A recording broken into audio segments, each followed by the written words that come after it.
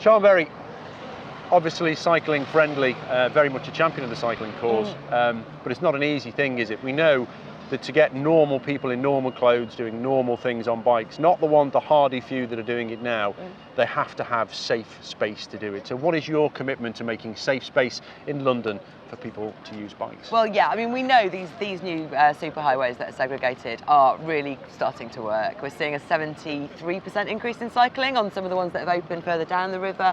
This one's about to open properly. And the key thing is, you're not with the traffic. You don't have to keep your wits about you. You don't even need to wear a helmet if you're on one of these. You can cycle at any age, at any speed, and you're safe. And that's what will get more people in London cycling to the levels that we need. We need to be doubling, tripling, quadrupling the amount of cycling, and we'll still be behind other European cities. But obviously in the short term, there's a lot of disruption, and there is the minority, they might have been a minority, but they are very vocally pushing against a lot of these changes. Will you have the political will, if you're in office, to actually push through that? Yes, I will. I mean, I know, as I've been a transport campaigner for many years, and I know that cycling is one of the most efficient ways to use the road space. So although there's roadworks happening at the moment, once that's finished, once these are open, you'll see a more efficient use of the roads. The drivers' travel times will be the same, if not slightly better, with more people on bikes. And we'll see many, many more people cycling, which will be good for everyone's health as well. So I think the economic case really stacks up. So what's happening in future years is there's going to be a reduction in funding.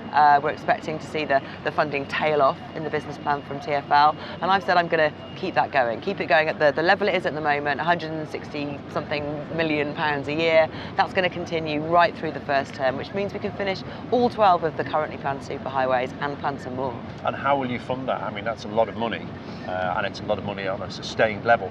How will you actually find the money to do that? That will be the first question that's asked of you. It is, yeah. And we have to sort out air pollution in London. We have to do something to reduce the very polluting vehicles that are coming in, and we have to do something about congestion. All the experts agree if we just leave things as it is, we're going to have gridlock pretty soon in London. We need new, smarter congestion charging. Those things, if they're going to be effective, necessarily raise money, and there's more than enough for the cycling plans and the fare cuts that I want to bring in as well. So my transport plans, they all fit together, and they're all moving in the same direction too. Siân Berry, thank you very much. Thanks very much for coming out. Really nice to meet you. Thanks.